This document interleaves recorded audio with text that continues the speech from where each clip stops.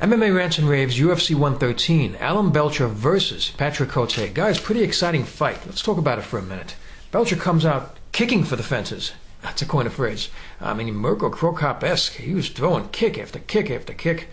And his legs look a little bit like Mirko Cro-Cop's. I mean, the guy's legs are like tree trunks. I mean, those kicks must have really hurt. He was landing most of them, which means he's also accurate with them. So it's pretty impressive what he was doing. And of course, Côté was trying to counter a puncher, so it was his kicks against his punches, but the punches weren't landing a lot.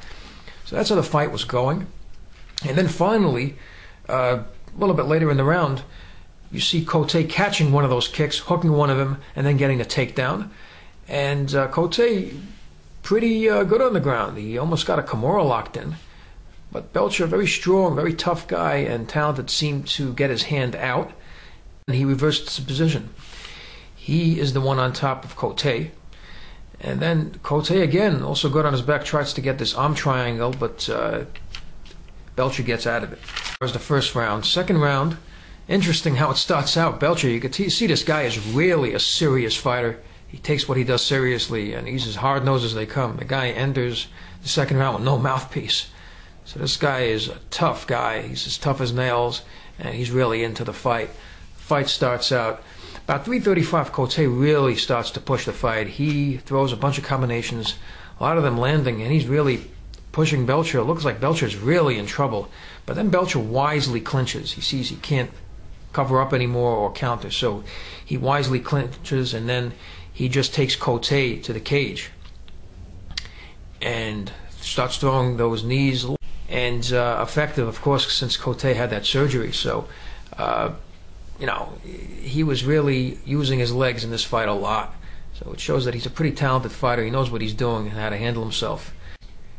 After that, it seems that Côté gets a takedown. And then Belcher reverses it again.